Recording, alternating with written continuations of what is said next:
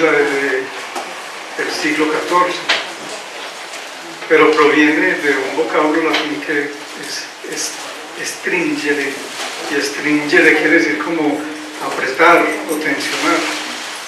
Viene esa palabra. Hasta comienzos del siglo pasado, por el 1920, un señor Selye fue uno de los primeros que empezó a estudiar cómo se manifiesta el estrés. Estudió eso durante 50 años. Y durante 50 años produjo mucho conocimiento frente al estrés. Algunas de las cosas que nos enseñaron es que el estrés tiene unos mecanismos de adaptación frente a cualquier situación de amenaza, o que uno la lea como una amenaza. En la naturaleza, en los mamíferos, esto existe de manera instintiva y la amenaza es real. Es el riesgo de perder la vida, frente a la vida, también frente a la pareja, al territorio o a las crías. Habrá una reacción de estrés. Eso lo conservamos nosotros todavía. Ya no tenemos el tigre al frente, el león, ya no nos va a comer el tigre, pero a veces cuando nos hablan gente o la jefe en un cierto tonito, es lo mismo. Lo interpretamos como si fuera eso y entramos en una respuesta que tiene varias características. La primera que describió este señor que les estoy hablando, es decir, hay dos formas de respuesta al estrés, y eso perduró mucho tiempo. Ya se sabe que hay muchas más, pero esas dos primeras fueron, él lo decía en inglés, ¿no? Fight or flight, lucha o huye, o vuela, luchar o huir, fueron los primeros dos mecanismos que descubrieron, no que existieron. Pero después, estudiando las respuestas al estrés, se dieron cuenta que había otra respuesta al estrés cuando la persona no tenía posibilidad ni de luchar ni de huir. Luchar le hace también atacar, la respuesta de ataque frente a la amenaza.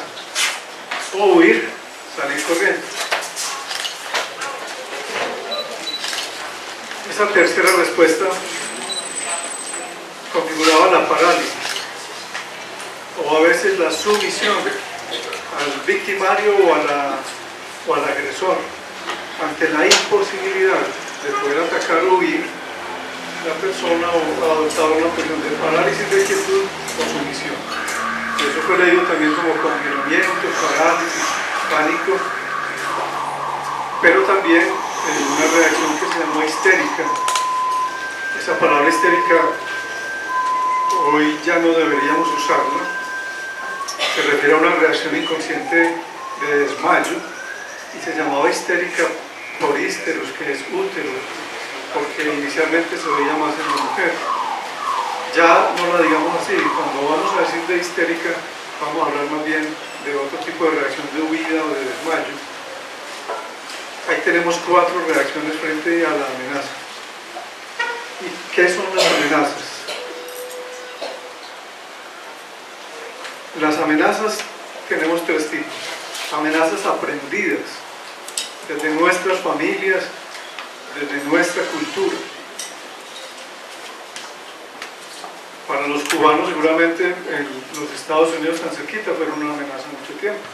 Y los niños que nacieron allí, y los padres que les enseñaron y que vivían con la paranoia de la invasión y todo eso, pues copiaron eso. Esa es una forma de amenaza que viene metida ya en el inconsciente colectivo, pero condicionado por el lugar donde se habita. Amenazas familiares. Una amenaza de aborto, por ejemplo, en una madre que está esperando un bebé, se convierte en una real amenaza. La madre lo puede vivir con miedo, con pánico. Cuando la madre vive el miedo o el temor, su hipotálamo empieza a generar sustancias, a traducir esa emoción en química. Y esa química afecta a todo el organismo y finalmente va al torrente sanguíneo por 2 vías grandotas. No pretendemos esta tarde hablar en términos muy medios, pero Vamos a utilizar unos cuantos y a tratar de ponerlos de una manera sencilla. Tiene tres maneras de responder el cerebro y el sistema nervioso frente al estrés, cuando está ahí la amenaza. Estamos con el ejemplo de una amenaza y particularmente estamos diciendo una madre que vive una amenaza ahora. Hay una respuesta del sistema nervioso directamente desde el nivel central. Hay una cosita por allá atrás que llamamos el cerebro reptil. Allá están las programaciones, los programas de las células, los programas de vida y de muerte. La muerte también está programada. Los programas que manejan la respiración. Y allí hay un núcleo que es conocido como el locus ceruleus, donde se produce la adrenalina, noradrenalina. Esa noradrenalina finalmente va al torrente sanguíneo y nos activa. Entonces, ¿qué hace? Aumenta el latido cardíaco, aumenta el ritmo respiratorio, nos quita sangre de algunas partes para llevársela a otras. Por ejemplo, coge sangre del sistema digestivo. Usted en un momento de amenaza no va a comer, va a desacorrer, va a atacar, entonces va quitando sangre de algunas vísceras y se las lleva a los músculos. Aumenta la cantidad de azúcar, porque el azúcar es la fuente de energía, la glucosa. Esa glucosa aumentada en el hígado se pone allí disponible para que usted tenga energía. Son muchas más cosas, pero les dejo esas que son como que están al alcance de todos. El sistema nervioso puede actuar directamente, enviando una sustancia, la adrenalina, eso va a la sangre. Esto frente a un estrés agudo. Suponga que la madre fue, la revisan, le dicen que realmente no corre peligro, que la placenta se había desprendido un poquito, pero que eso se vuelve a pegar, que solo necesita reposo. Y ya hay una respuesta, hay una compensación a esa pregunta de amenaza. En esa respuesta la persona puede encontrar satisfacción y calma. Y en esa calma ya vuelve a un estado, ese es un estado de estrés agudo. Pero si el estrés persiste, supóngase que la madre había sido abortadora habitual, que ya había perdido 2 o 3 bebés y tenía mucha esperanza en este bebé. Entonces, por más que el médico o el psicólogo traten de calmarla, ya tiene una memoria. Ya no se cree el cuento de que está todo bien, aunque no sea un cuento, puede ser real. Pero en su memoria, en su tallo cerebral, tiene experiencias. Entonces esa es una respuesta adquirida frente a la amenaza. Uno puede adquirir en su historia una forma de responder al estrés o a la amenaza. Llevamos ahí entonces unas formas culturales, sociales y unas formas individuales. Y en medio de esas culturales y de esas individuales está también la genética. Los genes que tenemos al nacer pueden condicionarnos para responder, y eso lo vemos en los bebecitos. Usted ve el bebecito que de una vez nace y ese es como furioso, como irritable, como el que manda, así sea el menor y todos los otros mayores. Ese es un temperamento que de una vez genéticamente sabemos que su respuesta frente al estrés es una respuesta de ataque. Es conocido como personalidad tipo A. Genéticamente podríamos tener una respuesta de introversión. También eso está condicionado por los genes. El bebé que es calmado, que se aguanta todo, que espera, que es pasivo, que más bien hace el silencio. Eso es una respuesta de tipo B o de personalidad tipo B, de introversión. Sería muy simplista hablar solo de 2 tipos de personalidades, pero dejémoslo como un gran ejemplo, pues, para reunir en las A y en las B, porque hay muchos tipos de personalidades. Entonces, hasta ahí tenemos 3 cosas. Una respuesta genética que ya tenemos nosotros de nacimiento, una aprendida por experiencia propia y una aprendida transmitida por el colectivo, por la familia o por la sociedad. Vamos ahí todos. Pues tenemos tres diferentes maneras. Y el cerebro tiene también 3 diferentes maneras. Una, lanza de una vez al torrente sanguíneo cantidades enormes de noradrenalina y acelera, uno se acelera. Ese es el estrés agudo. El estrés crónico, si el estímulo de estrés persiste, sea real o no real. Ojo a eso. El cerebro no identifica, no diferencia la realidad de la imagen. Me explico. Una persona o un soldado, por ejemplo, que estuvo en una zona de combate y pasó varias noches sintiendo un bombardeo o ataques, y bueno, finalmente sale de eso. Si genéticamente es de los que tiene la personalidad tipo A, puede que salga más fácil y lo maneje como un estrés agudo. Si genéticamente se lo guarda, es posible que presente un shock o un síndrome de estrés postraumático después del trauma. Es decir, que esa persona seguirá soñando con esos ataques, o cada que recuerde esa noche vivirá el estrés como si fuera real, e inmediatamente empieza a producir la taquicardia, el aumento del ritmo respiratorio, la sudoración, la alteración de los ritmos digestivos, la alteración de los ritmos de reproducción. La esterilidad tiene mucho que ver también con estrés crónico. La alteración de los ritmos digestivos, estreñimiento o diarrea. Todo lo que se mueve en el organismo, que es rítmico, se puede alterar frente al estrés. La tercera respuesta es una respuesta que combina las dos cosas, se llama neuroendocrina. El hipotálamo y la hipófisis en el cerebro producen unos estimulantes de hormonas. El estimulante de la hormona de las glándulas que están encima del riñón y las manda al torrente sanguíneo, y esa es un mensajero que tiene una carta con una dirección precisa y va para la glándula suprarrenal. Llega ya a la glándula suprarrenal, y la glándula suprarrenal tiene dos componentes. Tiene por dentro algo que llamamos la médula y una envoltura que llamamos la corteza. La médula hace parte del mecanismo del estrés agudo y nos va a mandar adrenalina. Y la corteza de la glándula suprarrenal encima del riñón nos va a mandar el cortisol. Y de ese es que vamos a hablar. Ese cortisol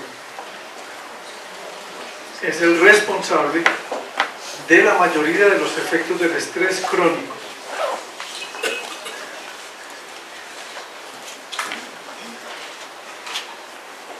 Vamos a hacer un repasito entre todos a ver si nos damos cuenta cuando estamos estresados. Ese estrés crónico, donde hay mucho cortisol, ese cortisol puede provocar en el hipotálamo cambios a nivel de los centros que regulan el apetito.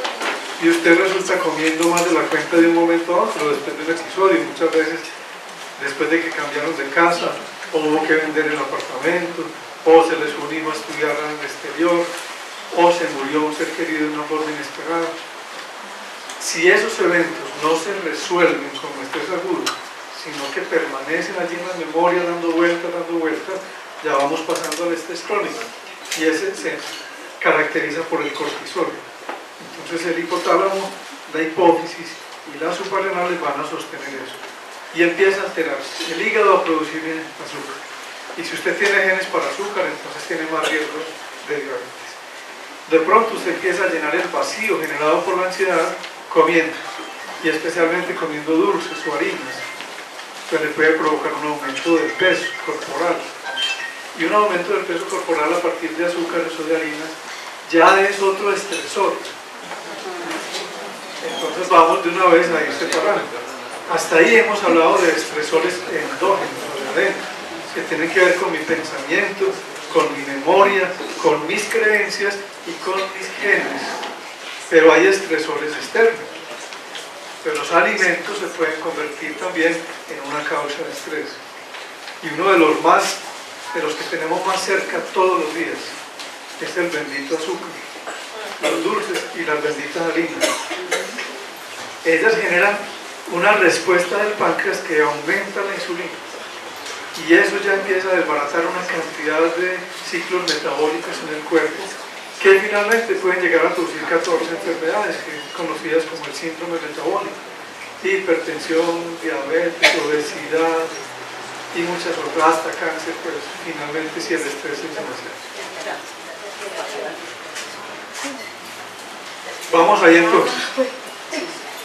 3 condiciones internas aprendidas, genéticas o heredadas familiarmente o culturalmente. 3 maneras de responder directamente al sistema nervioso, enviando una sustancia, la noradrenalina, el torrente sanguíneo, preparándonos para el ataque o la huida. Una respuesta hormonal, endocrina, donde se altera el sistema hormonal. Y una respuesta que combina el cerebro y las hormonas neuroendocrinas, que nos puede provocar en el estrés crónico cambios muy grandes que afectan nuestra salud, que afectan nuestra capacidad de paz. Bueno, yo creo que hemos hablado de muchas cosas en términos médicos y se trataba de que no lo hiciéramos por ese lado, pero es inevitable tener que hacer una correlación con eso. ¿Cómo se evidencia el estrés? Cuando estamos en un estrés crónico, empiezan a ocurrir contracturas musculares sostenidas. Se nos contrae el cuello, se nos contrae un hombro, se contraen las articulaciones, se contraen las musculaturas que tienen que ver con las articulaciones de los dedos, de la columna.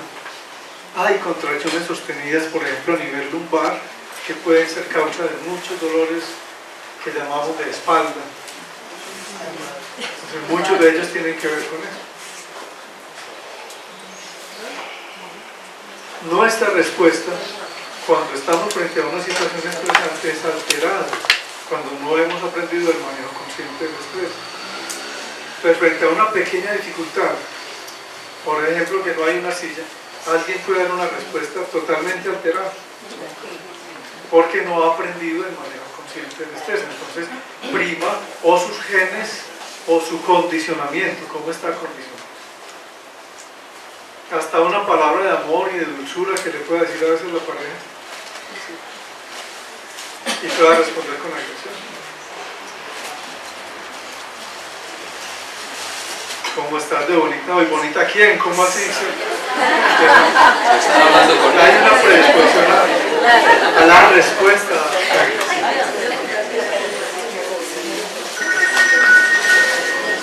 Finalmente, eso que está alterando en nosotros, el ritmo cardíaco, el ritmo respiratorio, el ritmo muscular, el ritmo digestivo, el ritmo hormonal, el ritmo del sueño, el ritmo del metabolismo, lo más grave es que altera las relaciones familiares, las relaciones personales, las relaciones sociales.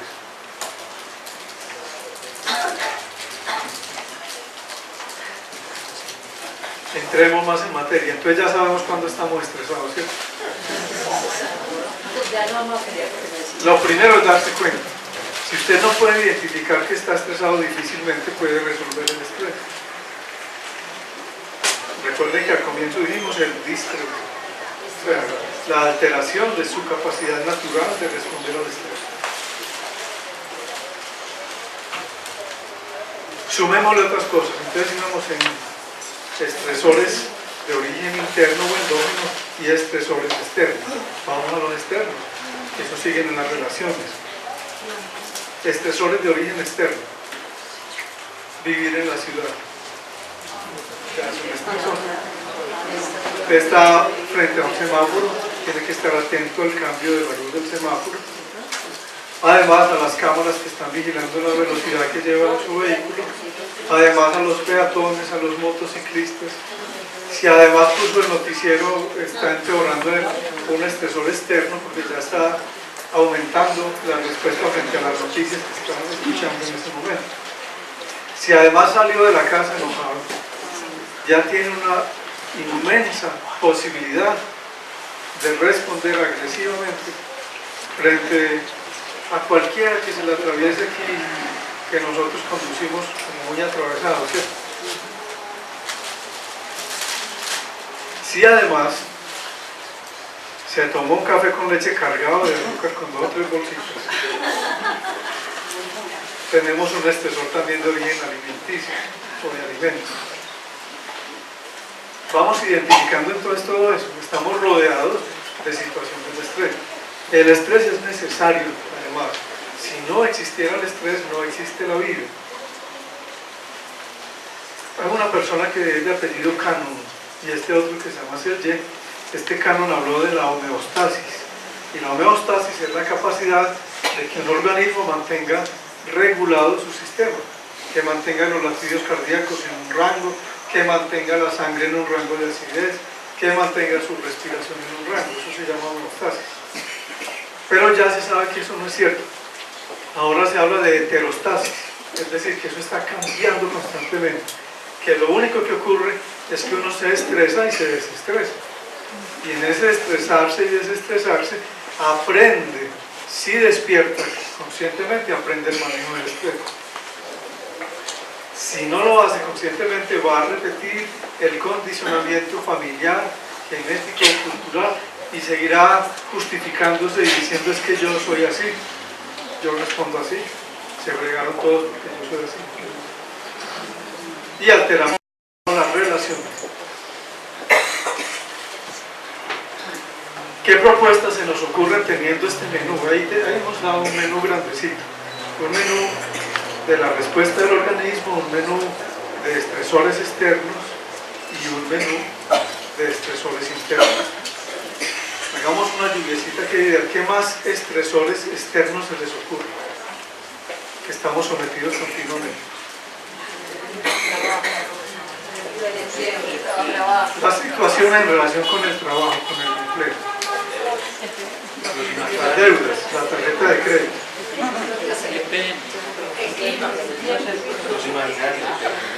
deseos, imaginarios y emociones los vamos a poner como dentro de estresores internos. Enseguida los enunciamos. Sigamos con los externos. El clima, el fenómeno del niño, el calor, el frío, el tráfico, la amenaza de la delincuencia, de ser robado, la contaminación visual y auditiva, la economía,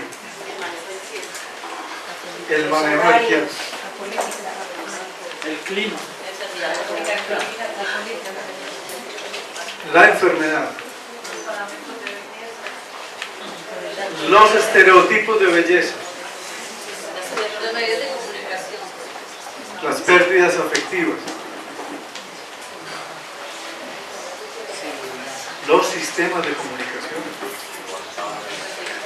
toda esa cantidad de cosas. Pero nosotros vivimos ahí. Entonces no se trata de correr para el monte, de volver a vivir en taparrabos, de meternos en una cueva. Se trata de que hagamos el aprendizaje del manejo de esas cosas. Cuando somos conscientes de que esos son estresores, yo puedo hacerle un aporte al ambiente, a la ciudad, a mi casa, a mi familia, para disminuir esos estresores.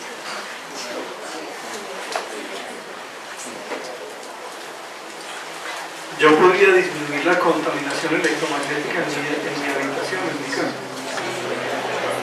Yo podría desconectar en la noche el computador y todos los aparatos. Yo podría no dormir con el celular al lado de la cama o debajo de la almohada, con un reloj despertador o con la televisión al frente. Sí puede.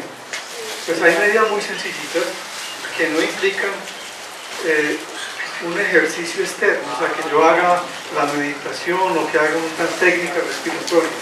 Implica que yo, tomando conciencia, le dé uso práctico a mi conciencia. ¿De qué nos sirve meditar todos los días, repetir mantras, hacer chikun, hacer todo lo que hacemos si repetimos las mismas cosas? Entonces, llevar esto al nivel práctico, entonces, bueno, hagamos transformación del ambiente, eso sí se puede.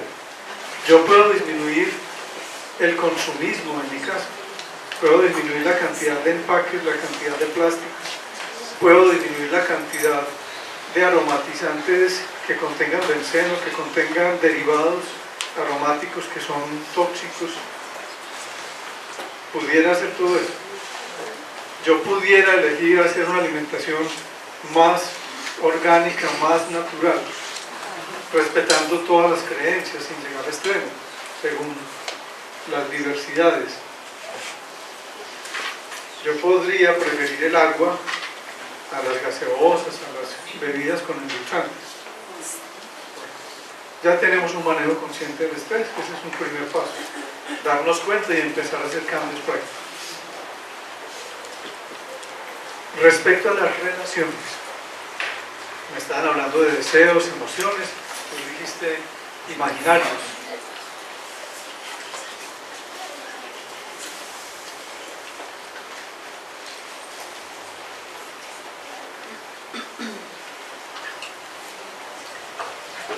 El mundo de las emociones tiene dos niveles. El nivel inferior de las emociones es el nivel biológico natural. Todos nacemos con la misma capacidad de sentir emociones y con las mismas emociones. A usted no le pueden vender un curso de emociones nuevas. Las emociones básicas tienen desde el miedo, la ira, la alegría, la tristeza, la obsesión, y la mezcla de estas emociones, pues uno puede tener tristeza con rabia, miedo con tristeza, bueno, va mezclando y ya tiene un matiz. Pero todos genéticamente, por temperamento, tenemos ya la disposición de las emociones. Las emociones hacen parte de nuestra respuesta biológica y son el tesoro que posibilita nuestro movimiento. Sin emoción no hay movimiento. Pero las emociones no son malas ni buenas. Lo que hemos llamado emociones negativas son las emociones que permanecen bloqueadas. Si yo me quedo en la rabia todo el tiempo, entro en el resentimiento. Y el resentimiento ya es una enfermedad. Porque ya hace que yo no pueda ver a la otra persona en el presente. Veo a una persona y digo, no, este hijo de tanta fue el que le robó a mi papá. Hace 30 años. Ya la plata se recuperó, se perdió, ¿no? Eso ya está por ahí. Sin embargo, esa persona puede que hasta sea un monje caritativo, sea ya un santo. Y yo no soy capaz de verlo así. Porque yo lo estoy viendo con las gafas que me puse en el resentimiento, me puse en el amor. Lo mismo es con la tristeza. A mí me impresiona mucho, yo esto lo he contado muchas veces y lo vuelvo a contar porque fue muy impresionante. Una señora que llegó a la consulta era de película, era una imagen para tener así como grabada en una película, en un caminar así como lento, con un bastón, vestida de negro, completamente pálida, la mirada lúgubre, caminaba solemne, se sentó. Yo sentí el funeral. La muerte. Y le pregunté, bueno, ¿qué le pasa a la señora? Porque venía con la hija. Es que ella está muy triste. Sí, se le nota. ¿Y qué le pasó? Es que se me murió mi hijo. Es claro, bueno, la muerte de un hijo es un evento bastante significativo. Yo lo comprendí y dije, bueno, está muy bien, vamos a ayudarla, vamos a trabajar en esto, vamos a salir adelante. Y cuéntame, ¿hace cuánto murió tu hijo? Y empezó a llorar. Hace 40 años. Ay, 40 años, tenía 10 hijos más. Estaba cargando todavía esto. Eso es lo que llamamos emociones negativas, que se traducen en un estrés crónico que llevan a respuestas alteradas del cortisol y a alterar cualquier mecanismo según nuestra genética. Puede producir desde una hipertensión hasta una artrosis, hasta una artritis, hasta una colitis, hasta una disautonomía, una fibromialgia, un síndrome de fatiga crónica, todas esas cosas que vemos. Entonces, claro que las emociones son causantes de estrés cuando permanecemos en ello. Cuando aceptamos la emoción, vivimos la tristeza en el momento que es, la podemos expresar y tenemos un colchón de relaciones familiares o de amistades o sociales que nos permitan diluir este proceso. Eso pasa. El miedo es una de las emociones más estresantes. Yo no sé si ustedes han pasado alguna vez una noche de miedo en la cual uno no ve la hora de que amanezca, de que salga la luz del sol. Esas son noches que no son de 8 horas ni de 7, son noches como eternas, esperando un amanecer. Algunas personas que llevan esto un poco a lo más de síntesis dicen que solo hay dos emociones: miedo y amor. Que todas las demás emociones que llamamos rabia o tristeza o obsesión son derivadas del miedo. Porque en el miedo se fundamenta la capacidad del apego, o sea, el miedo a perder lo que yo quiero, el miedo a perder el placer. Es uno de los fundamentos también de la adicción. Una de las dificultades de la adicción, más allá de la misma sustancia que tiene el poder adictivo, es la incapacidad de desapegarse. Es el apego frente al placer que produce la sustancia. Entonces el apego es una forma de miedo. Pero también la aversión, que sería como lo contrario del apego, lo que no me gusta, lo que no quiero, eso se traduce también en temor. Y ese temor nos lleva a algo que alguien dijo por aquí también en relación. Recuerden que ya estamos hablando de estresores endógenos, ¿cierto?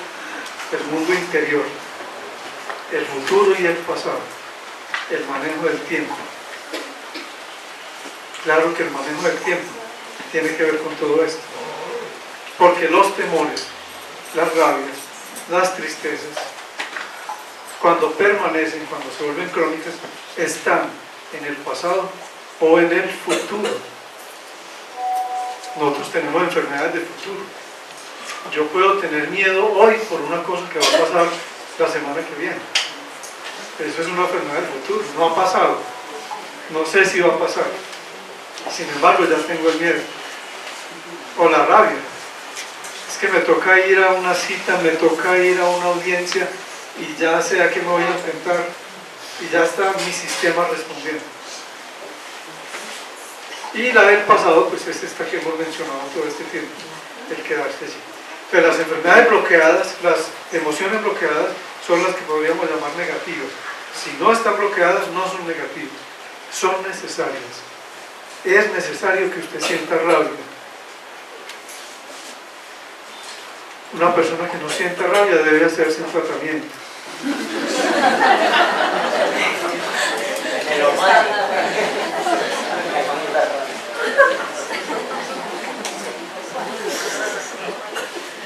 Aquí hay unos buenos terapeutas que les frenan.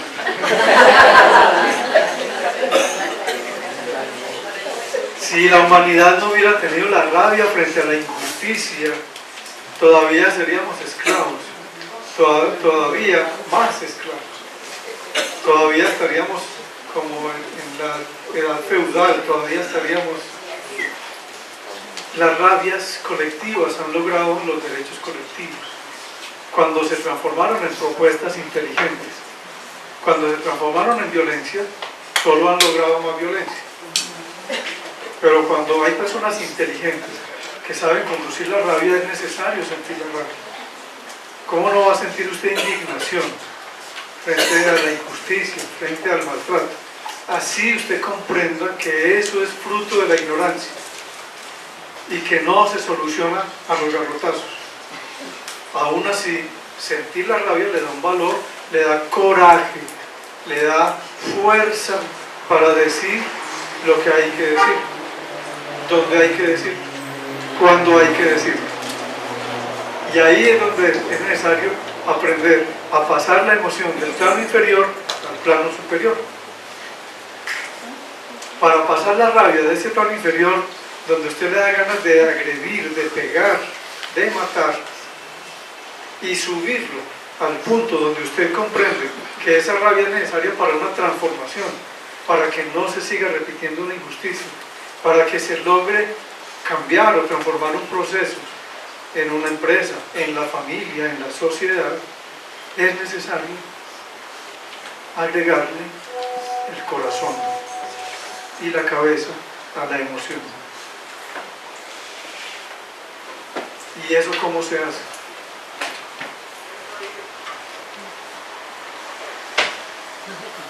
Es una pregunta.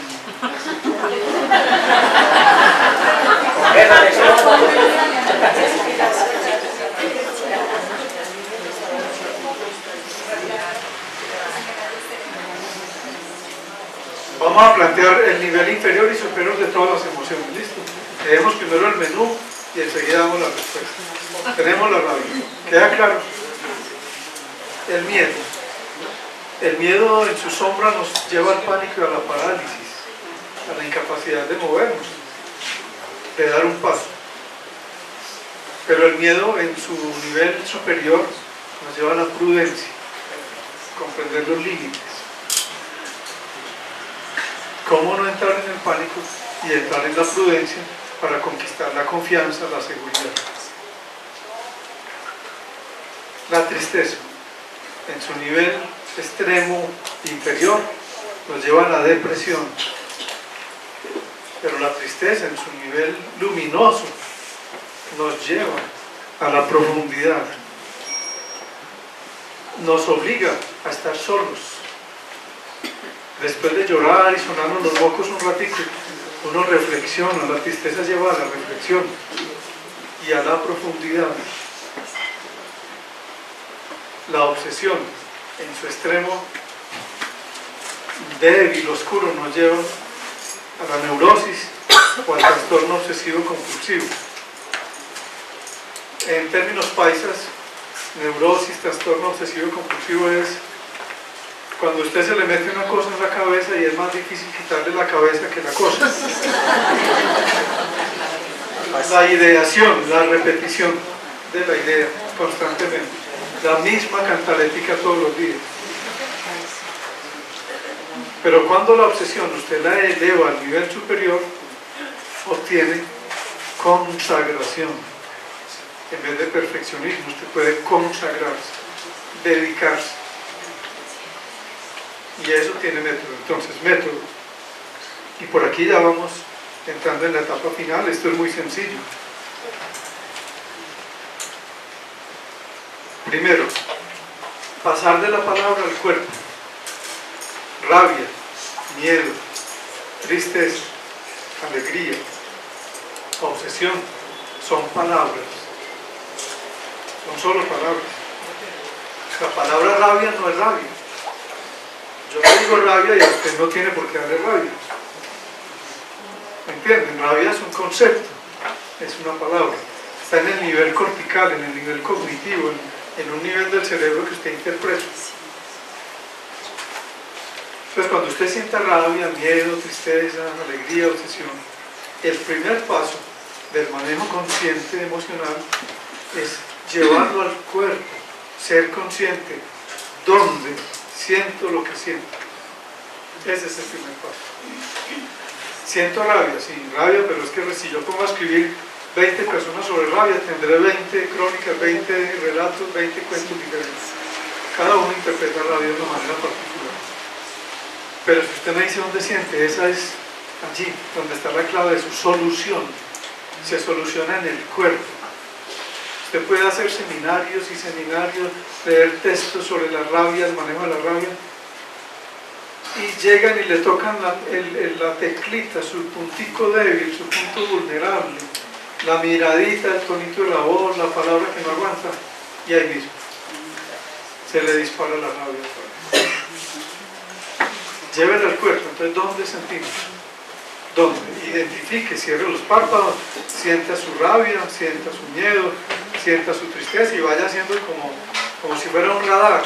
Va pasando por todo su cuerpo y dice, esta rabia la siento en el pie, la siento en las rodillas.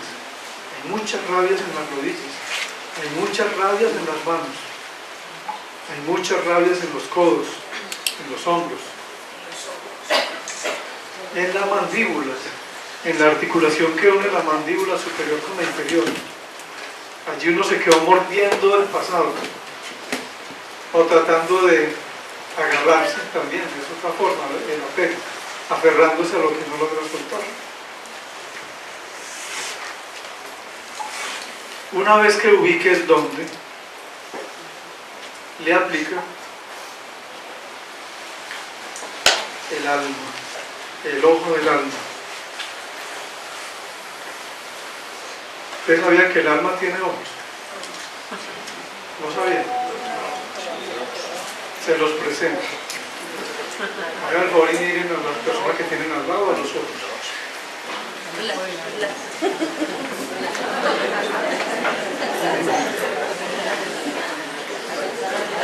Esos son los ojos del alma, porque es que uno es un alma. Uno es un alma que tiene un cuerpo y el alma está mirando a través de esos ojos. Pero si usted cierra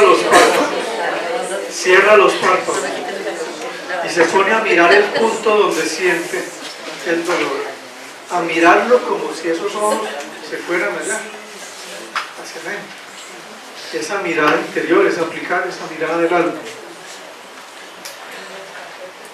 Primer método, o primera etapa del método: identificar qué siento, dónde siento y despertar el observador interior. Ahí vamos. Sí. Eso requiere entrenamiento. Si usted nunca ha jugado basquetbol, pues sería muy de chiquita pues que llegue y tire el balón y una enceste. Pero si usted va todas las noches un ratito a la cancha y entrena, es muy probable que el día que le entreguen el balón enceste. Entonces aprovechemos, porque ¿quién no tiene oportunidad todos los días? ¿Quién no tiene una rabiecita todos los días? O un poco de tristeza, o de miedo, de un temor. Aprovechemos, uno no puede entrenar todo el tiempo. ¿Cuánto se demora en eso? Puede tomarle de 1 a 5 minutos. No más, 5 ya es mucho. Porque usted hace el proceso, observa qué siento, dónde lo siento y aplico la visión o el observador interior. Segunda parte, conectar cabeza y corazón como expresiones también del alma. ¿Cómo conecto la cabeza al corazón?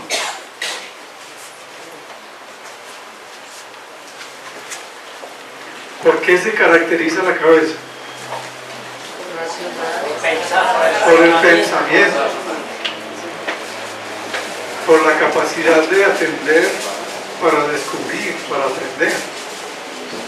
Pues entonces lleve su pensamiento y su atención al corazón. Y eso es unir cabeza y corazón. Usted cierra los párpados y se imagina que está ya viendo su corazón, sintiendo su corazón. Ese ya es universal, este ya no es particular. ¿Queda claro? El primer método se refiere a cada emoción en particular. El segundo método es un entrenamiento universal. Sirve para cualquier emoción o cualquier situación estresante. Cierro los párpados, hago como si mi cabeza se metiera en mi corazón. Ese es el primer paso del segundo método. Y enseguida atiendo la respiración consciente en ese sitio. Simplemente, es que es muy sencillito, no le queda difícil, porque es que cuando uno respira el tórax se le expande y se le contrae, y dentro del tórax está el corazón. Entonces vamos a hacerlo con los ojos abiertos, porque si no se me duermen a esta hora es muy peligroso. Y así, con los párpados bien abiertos, vamos a imaginar que llevamos la cabeza y los ojos al corazón. Y ahora vamos a sentir la respiración en ese punto.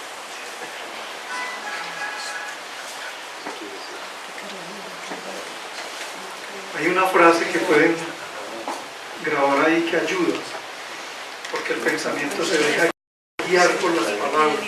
Entonces uno se repite: mi respiración es lenta, profunda, suave, rítmica. 4 características. Mi respiración es lenta, profunda, suave, rítmica. Créase el cuento, a ver, su respiración es lenta, ¿sí es lenta? Profunda, estamos respirando profundo. Suave, no tiene que ser, tiene que sonar. Es suave, espontáneo. Y rítmica, es que todo el tiempo va llevando el ritmo.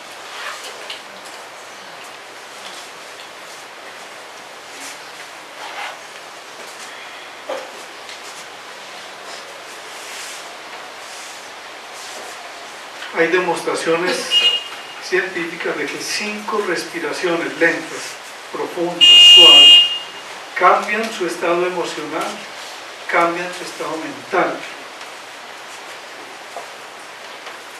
Entonces, propuesta. A partir de hoy, nos comprometemos a ser conscientes de nuestro estado emocional, a ser conscientes de nuestro estado de estrés, de nuestro estado de contracción, a hacer práctico la conciencia del estrés, disolviendo, diluyendo o disminuyendo los factores estresantes posibles, los que yo puedo controlar, básicamente los externos. Y frente a los internos, me propongo entrenar todos los días el ejercicio de autoobservación, qué siento, dónde siento, llevar la observación, y el ejercicio de observación consciente de la respiración. Eso tiene muchas variables. En la yoga, por ejemplo, se lleva a veces al sexto centro. La atención se lleva al sexto centro, es un centro que queda entre las cejas. También uno podría respirar sintiendo que respira desde allí. En meditaciones más avanzadas, uno puede sentir que respira desde el séptimo chakra, que se conecta con la dimensión espiritual, y que es el espíritu el que respira en uno. Yo les estoy dando la de coquito, la más sencilla, el primer paso. La más sencilla es partir del corazón. De ahí para arriba del sexto centro y de ahí del séptimo.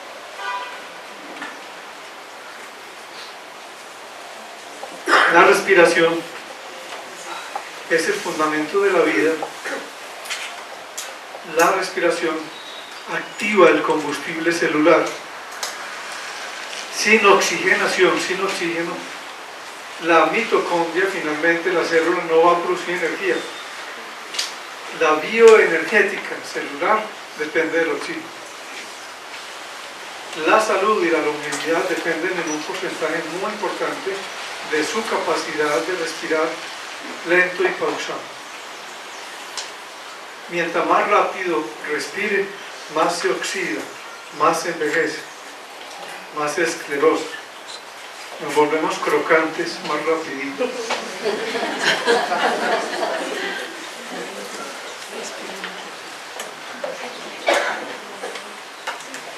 Entonces miren que es un remedio que no les cuesta, no cuesta dinero. Lo único que cuesta es atención, capacidad de atender. Y tratemos de practicar. Antes de levantarse de la cama, haga 5 respiraciones conscientes.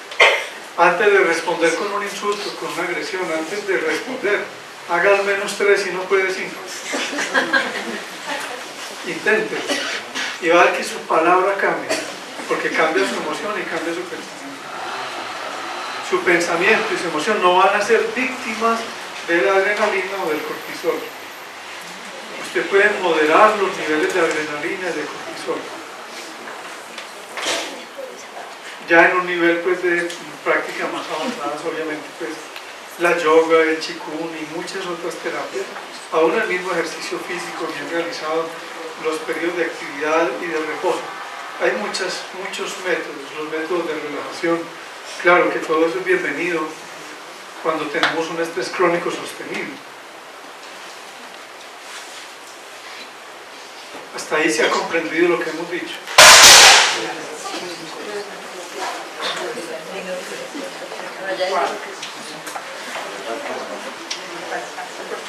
Si hay preguntas, vamos a ir, o comentarios o aportes.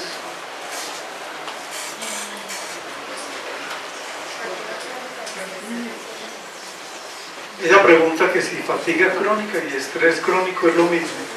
No. Aunque una fatiga crónica puede venir de un estrés crónico.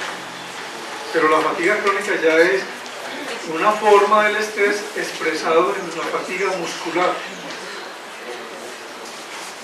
Porque el estrés podría expresarse en los huesos, en un estreñimiento, en el sistema vascular, en el sistema respiratorio. Esa es una forma particular.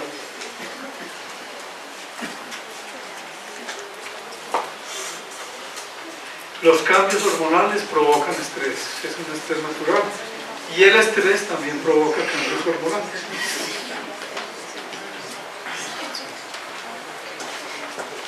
Eso que dice de cambio hormonal es muy importante a tener en cuenta en las edades premenopáusicas y preclimatéricas, climatéricas, menopáusicas, posmenopáusicas, postclimatéricas. Y andropáusicas. Andropáusicas, preandropáusicas, posandropáusicas.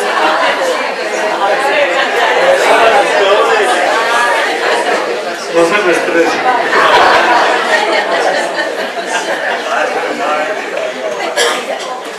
Coraje, coraje.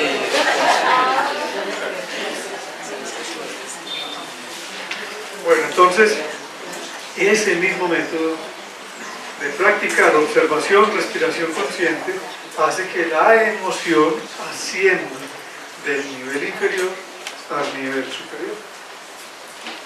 Pues si yo me respiro el miedo, yo puedo modular el miedo hasta la prudencia. Si yo observo y respiro la rabia, la puedo modular hasta el coraje, hasta el valor. Y quito todas las ofensas, ya solo me queda el valor. Con la tristeza igual y con la obsesión igual. Nos falta el ingrediente número 3. Tenemos hasta ahora 2 ingredientes. Primero, que siento, dónde lo siento y observar. ¿Listo? Segundo, entrenar respiración consciente, pausada, lenta, rítmica, suave, con la conciencia puesta en el nivel del corazón. Para quienes ya practican yoga o hacen otras cositas, podrían elegir también el sexto centro entre las cejas o el séptimo. Tercer ingrediente. Vamos a mirarnos a los ojos un momento, todos vamos pasando la mirada. Y al mirarnos, regalémonos una sonrisa.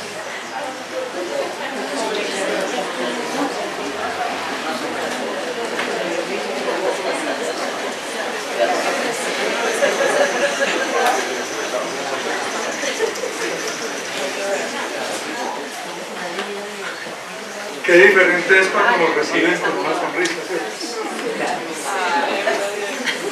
Pero no estemos esperando todo el tiempo que nos reciban. Recibámonos nosotros con la sonrisa, no hagamos de victimarios, ni de víctimas. El que no da la sonrisa o el que se queda todo el tiempo porque no se la da. Salgamos de esa dualidad, eso no tiene sentido. En el centro de eso está la conciencia. Yo me doy la sonrisa. Y entonces por allá el señor Mantak Chia en Corea desarrolló un método que se llama el método de la sonrisa interior, Inner Smile. Lo encuentran ahí en internet muy facilito y es muy sencillo. Se fundamenta en la medicina china según la correlación de órganos y emociones, y al llevar la sonrisa a cada órgano, sorpréndanse. No tienen que ser expertos en nada, en manfachía, ni en medicina china. Es muy sencillito. Lleven la sonrisa al sitio del dolor. Reciban con una sonrisa su cuerpo por la mañana. Lleven la sonrisa al estómago, a los pies, al útero, a la vejiga, sistema digestivo. Si usted se pudo sonreír, seguía lleven la sonrisa a la esposa, a los hijos, a la vecina, a los vecinos. Hemos perdido un poco acá eso de la sonrisa. En la ciudad nos vamos olvidando de esas cosas. En los pueblos todavía se practica mucho el saludo y la sonrisa. Se saluda siempre al desconocido, no importa. Entonces, tercer ingrediente, sonrisa. Se utilizan como 14 musculitos para sonreír, que una vez hace gimnasia.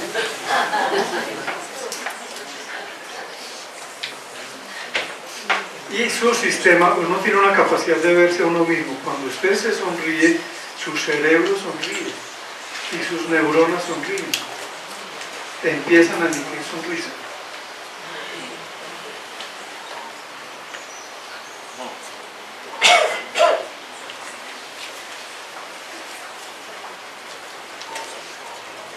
Bueno, ahí está, todo lo hemos hablado como desde 3.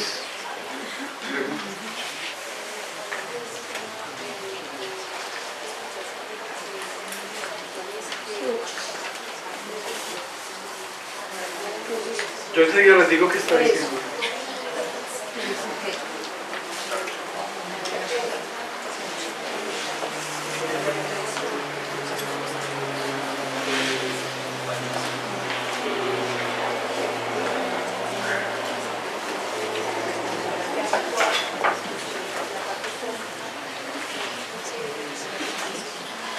Ya por el caso de Robin Williams, y yo lo valoro, lo enaltezco, lo honro en este instante. Es al contrario todo el valor tan grande de alguien que toda la vida genéticamente fue un depresivo, sufrió depresión y que logró trascender la depresión entrando en la comedia, en hacer reír. Eso es una sublimación, eso es la consagración, eso es la capacidad de un ser humano, de no ser víctima de la emoción, a pesar de que terminó así, eso lo honramos, no lo vamos a juzgar. Pero lo que importa es la vida, no la forma en que morimos. En el caso de él, no podemos decir que no se logra, sino que para él fue difícil. Tendríamos que entrar en su vida, en su contexto, es muy difícil hacer conjeturas, porque cada ser humano es un mundo único. Así se esté actuando. Así se esté actuando, haga como si se sonríe.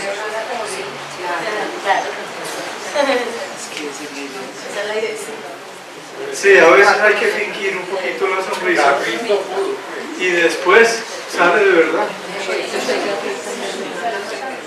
Él dice que actuando, entonces que inicialmente a veces hay que intentar.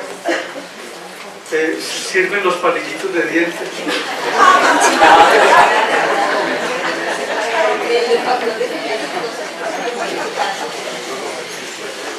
Los factores genéticos no se modifican, pero sí es posible que no se expresen los factores genéticos. Modular su expresión. Me voy a explicar. Los genes que están en las células de cada ser humano son una posibilidad que tenemos de expresarnos, de vivir, cómo se expresa nuestro cuerpo. Tenemos genes naturales, fisiológicos y genes también para enfermedades. Si mi padre sufrió de hipertensión, de colesterol, y yo tengo genes familiares para eso, yo no estoy condenado por los genes, porque también existe la epigenética. Es decir, que la genética no solo depende de los genes mismos, sino del ambiente alrededor.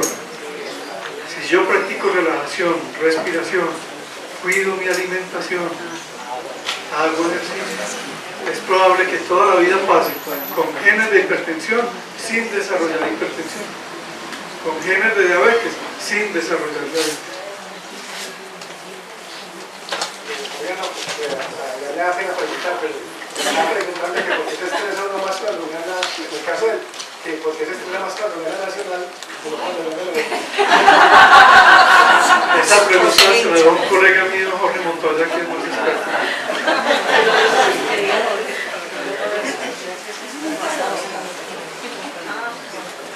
Sí, ya entraríamos en prejuicios y no quiero aquí tocar ni política, ni sexo, ni fanatismo.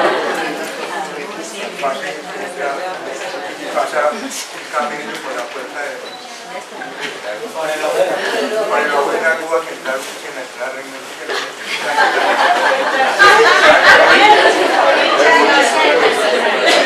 Bueno, menos mal que no escucharon todos.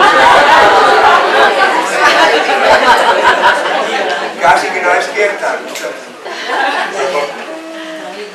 Dijiste que con la actitud del artista se pudo subliminar su depresión, ¿no es cierto? Entonces, en la actuación es casi que con una forma inconsciente. Porque la actuación implica un comportamiento que es ajeno a su personalidad. Pero implica también algo de conciencia, Fabio, porque él está imitando a otro ser que no es él, pero está consciente de que lo está imitando. Y tiene una resonancia. Cuando él termina de actuar, no se queda ahí porque ya eso sería un trastorno de personalidad. Entonces es aprender a usar ese recurso. Yo iba a aportar algo referente a eso, hablando de la actuación. No olvidemos que para el inconsciente no hay diferencia entre lo que vivo realmente y en lo que me imagino. Entonces, la actuación puede ser como una imaginación. Y yo en estos días hacía la reflexión de que los actores de todas maneras incorporan en su vida algo de los personajes que han ido actuando y que han ido manejando en cada una de sus películas. Porque es una realidad de que en todo momento con nuestros pensamientos estamos generando nuestro presente y nuestro alrededor, y nuestra propia vida y nuestra propia personalidad. Pues eso de la actuación no es de mirar como tal, eso es allá y esto es aquí, ¿no? Porque eso es una realidad que se está viviendo al grabar las películas o al hacer lo que estén haciendo. Buenas tardes, soy Iván. Yo tengo una preguntita. Hablando pues digamos de una emoción como la rabia, entonces tenemos como estas herramientas que tú nos dices de llevar la conciencia de observar dónde sentimos la rabia y luego pues conectarnos con la respiración. Pero entonces lo que se me viene, pues la pregunta que tengo es ¿cómo empezar? Porque es que digamos yo salgo ahorita y pasa algo y me da rabia mucha, pues yo en ese momento no voy a pensar en dónde estoy sintiendo la rabia, sino que voy a responder y voy a armar todo pues, o sea, ¿cómo voy entrenándome para ir trascendiendo? Para entrenarse utiliza lo que acaba de decir aquí el amigo Juan Bautista, utiliza la imaginación. Entonces mañana por la mañana se acuerda la rabia que tuvo hoy, la trae, cuando uno la recuerda la trae, la siente y se entrena. Traiga rabias del pasado. No es en el inmediato, pues. Sí, si tiene la oportunidad, sí. Digamos que a veces sí hay oportunidad. Puede que usted en un momento dado no tenga tiempo, pero se va a dar cuenta. Y se va a dar cuenta. Aquí estoy metiendo las patas. Aquí estoy hiriendo. Aquí estoy ofendiendo. Aquí estoy agrediendo. Y además, si se deja llevar de la rabia, lo que está buscando es eso. Es que el otro también le dé rabia. Entonces utiliza expresiones, gestos, palabras para que el otro le dé más rabia. Y ese es el circuito o el círculo vicioso del daño en las relaciones humanas. Cuando un ser humano no es capaz de contenerse, no es capaz de controlarse en un momento dado. El que pueda controlarse es el más valiente. Y si el otro recibe como una... A veces puede ser un acto de valentía huir, salir corriendo. Puede ser más valiente que generar la violencia que puede generar la agresión. Pero eso requiere entrenamiento. Pues, dos formas, en las oportunidades diarias, por ejemplo en la casa, en situaciones de menores, donde uno pueda darse cuenta, pueda pillarse el asunto, decir, listo, ahí me di cuenta, ahí se me salió la chispita, ahí me la pillé, pare un momentito. Usted no está hablando en televisión ni en radio, no le están cobrando millones de pesos en un segundo, entonces, ¿qué pasa pues si para 3 segundos? Uno no tiene que responder ahí mismo. Y es muy grave si uno manifiesta la rabia y después se arrepiente. Se hace todo para llamar a la persona, por este motivo tuve esta reacción, disculpas. Puede ser que Advierto, le digo, vea, le voy a decir hijo de tantas, pero es por la rabia que tengo.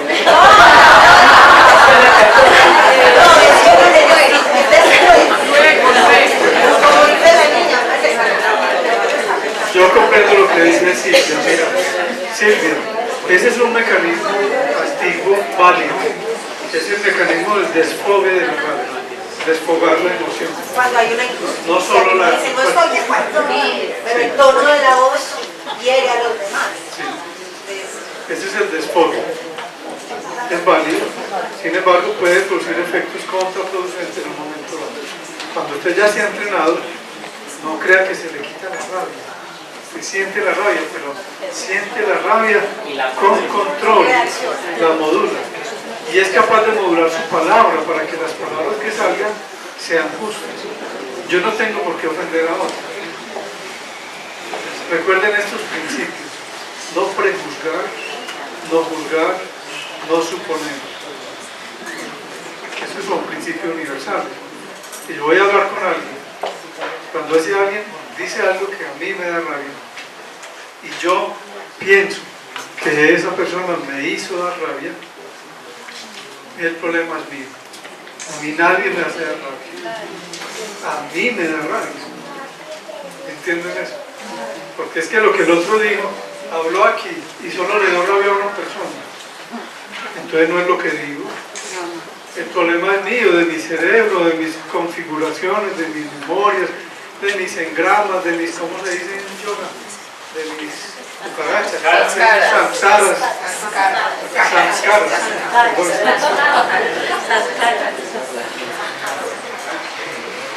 Ese es mi problema. Entonces yo no debo endilgarle a los demás un problema que es mío. Aprendamos a resolver conscientemente nuestro mundo emocional, nuestro impulso. Hagámoslo desde ya. Iván, no actúa en un medio donde otro es el paradigma, donde la pasividad es imperante. Entonces hay un momento allá que se llama la ira santa o la ira sagrada, que puede en determinado momento, cuando el auditorio, la gente donde está uno actuando,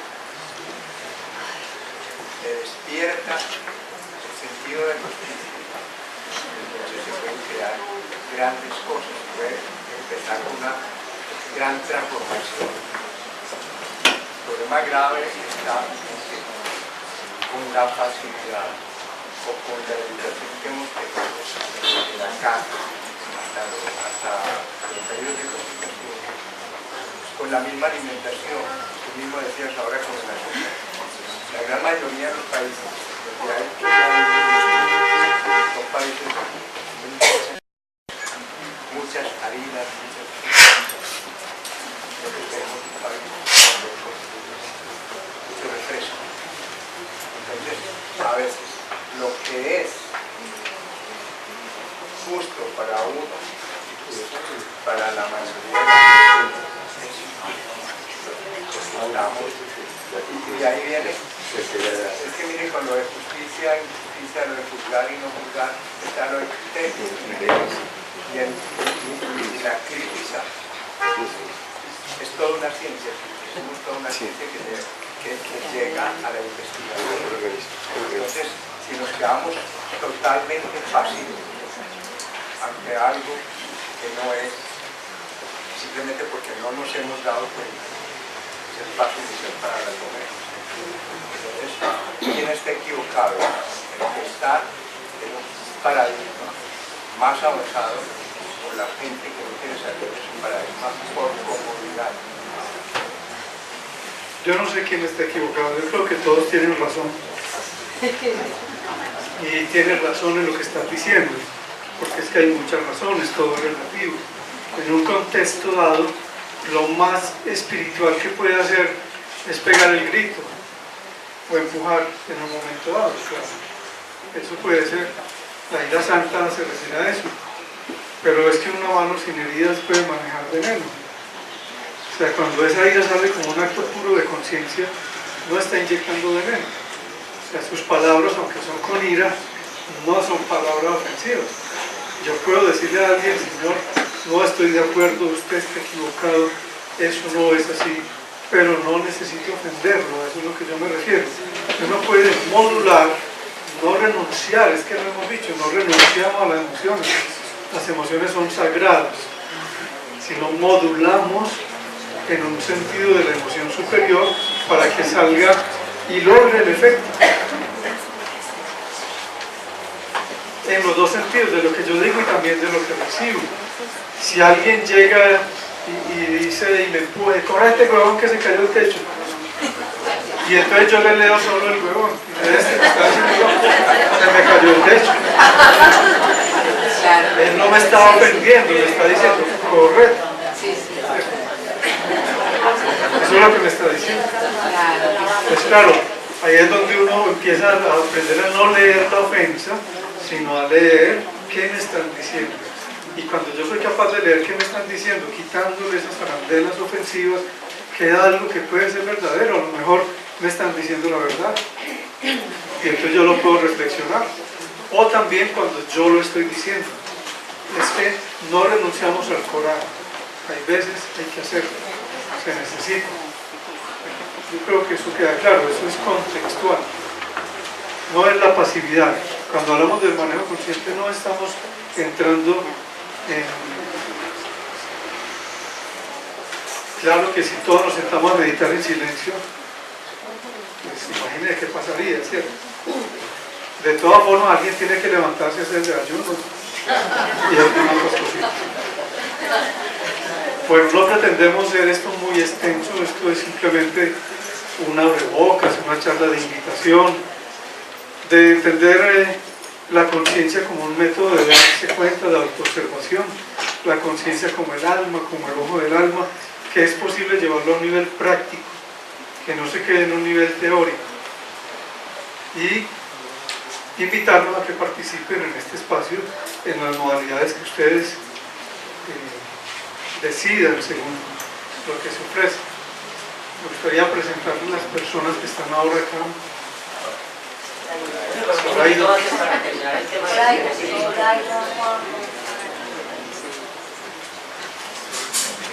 Bueno, aprovechando del tema que estamos hablando y como para aterrizar un poquito lo de las herramientas que nos acaba de decir Jorge, podemos compartir con ustedes un tema que se llama el tema de coherencia cardíaca, que es similar, es básicamente tomo conciencia de qué es lo que me altera.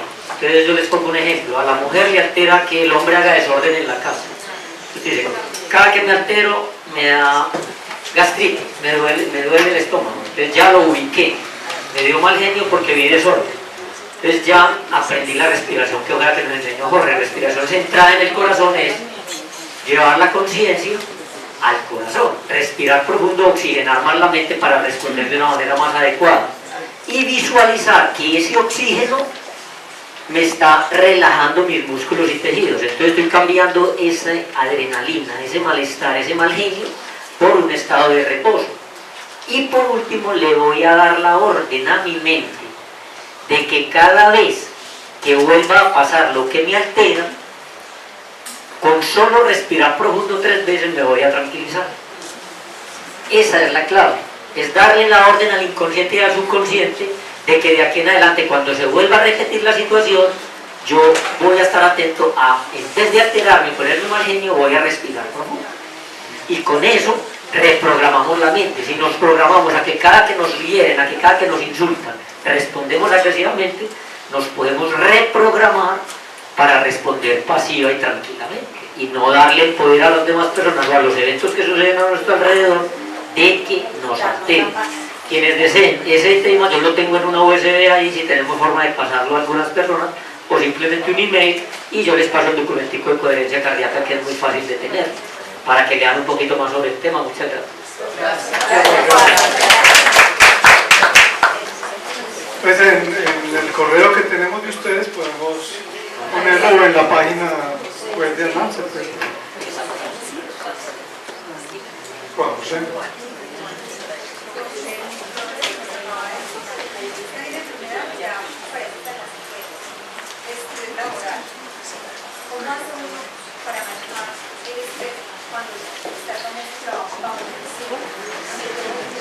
renuncia.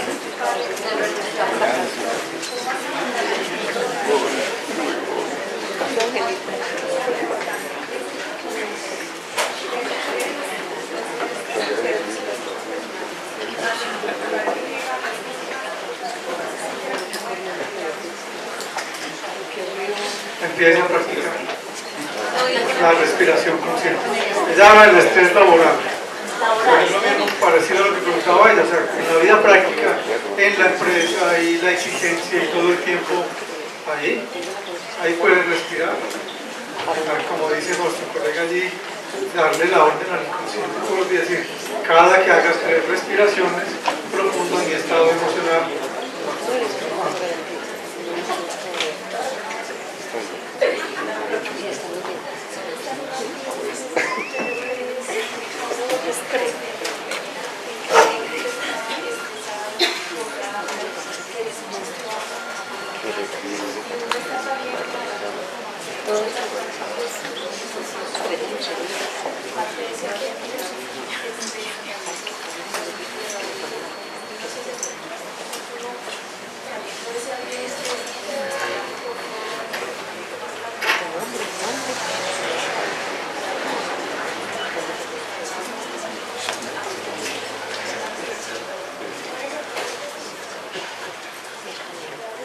Les voy a referir lo que dijo, el estrés es contagioso.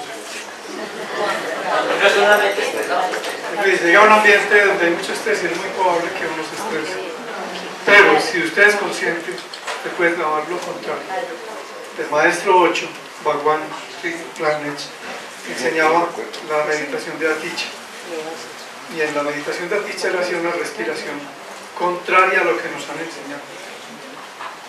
Casi siempre nos dicen: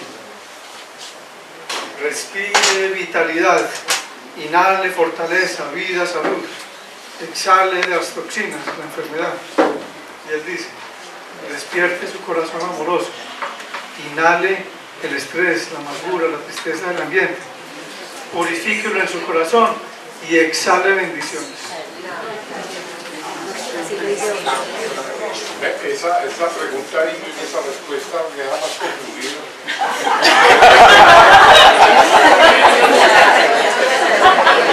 Imagínate, uno dice para comer a 13 es un ambiente bien pesado, ¿no es cierto?, a tratar de respirar o tratar de solucionar ese medio social y no tener el miedo allá y el estrés. No sé, no hay capaz Ya que hay muchos que lo hacen a frecuencia, por fuera. Sí se puede, claro. Sí se puede. Primero es que nadie va a solucionar eso. O sea, eso no es solución de una persona. Segundo, todos somos la humanidad. Uno empieza por solucionar lo de uno. Entonces ese es el favor más grande que yo le hago a la humanidad. No es resolver la crisis de la comuna 2, de la 13, de la 9. Es resolver la crisis de mi comuna, de mi familia. La mía conmigo mismo. Ese es el favor más grande que yo le hago a la humanidad entera. Yo decía era por lo que ella estaba explicando, que el ambiente lo expresa a uno. Y lo que estamos diciendo es que hay una manera de uno despertar el amor incondicional, que en el budismo lo llaman compasión, que en el cristianismo lo llamamos amor al prójimo, amor a Dios sobre todas las cosas, que en todas las visiones filosóficas y las visiones religiosas del mundo existen.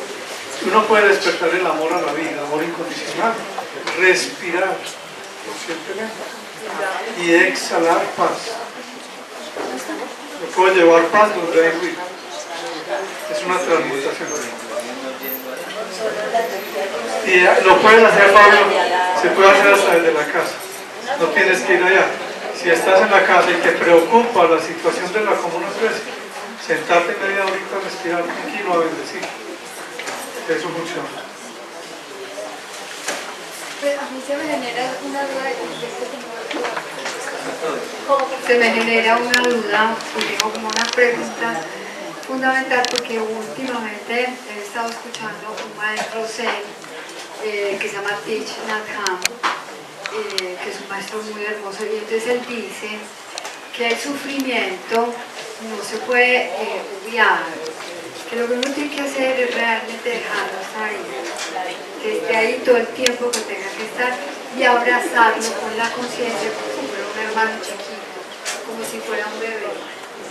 Y entonces en ese momento uno puede convivir con el sufrimiento y a la vez entonces empieza a generar compasión, que es completamente distinto a querer quitarlo, a programar el cerebro para no sentirlo. Entonces es otra cosa, es otra visión. Muchas gracias, estoy de acuerdo. Digo, hay un malentendido, no hemos dicho de no sentir, al contrario, pero no para no sentir, es para que yo pueda aceptar la emoción y darle un uso consciente a la energía de la emoción. Claro, es un principio universal. Sanar implica aceptar. Si yo no puedo aceptar lo que siento, nunca lo voy a sanar. Así sea el sufrimiento, sea una depresión, sea un dolor, sea una enfermedad genética. Lo primero es abrazar, aceptar. Y en esa aceptación luego viene posiblemente la sanación.